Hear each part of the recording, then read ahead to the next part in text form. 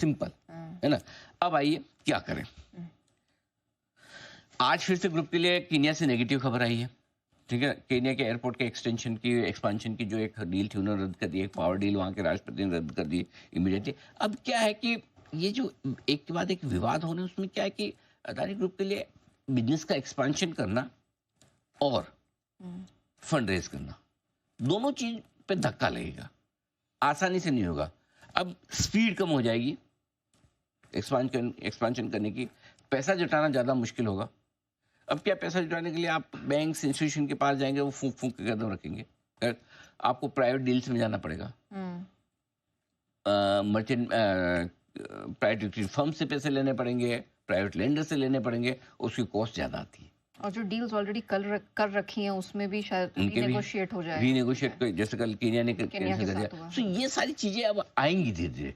और क्या होता है कि एक आध बार आकर खत्म हो जाए तो चल जाता है, लेकिन जब ये चीज़ें बार बार निकल कर आती है, सही गलत का फैसला अलग है, वो अलग बात है कि सुप्रीम कोर्ट का फैसला है, सेबी की जांच हुई, वो सब अपनी जगह है, सबकी अपनी अपनी वैल्यू है हर एक चीज़ की।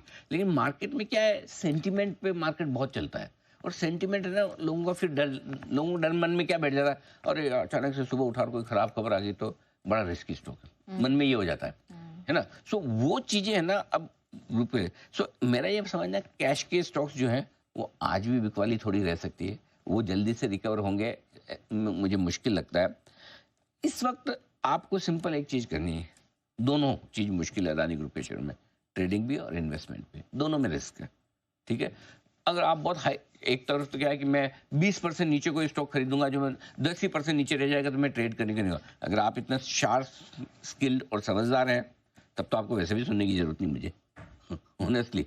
मतलब कि मैं तो ऐसा तो 22% नीचे था तभी मैंने खरीदा है, और 12% नीचे रह गया मैं बेच के निकलेगा फॉर एग्जाम्पल, फिर तो वह महान है, करेक्ट। लेकिन कभी भी एक चीज ध्यान रखें, मन में लालच आता है इतना घटा हुआ है इसलिए अभी ले लूंगा तो जल्दी पैसा बन जाएगा, ये दिमाग से निकाल लीजिए। ऐसे में ट्रेडिंग करना भी रिस्की है, इन्वेस्टमेंट करना भी रिस्की है।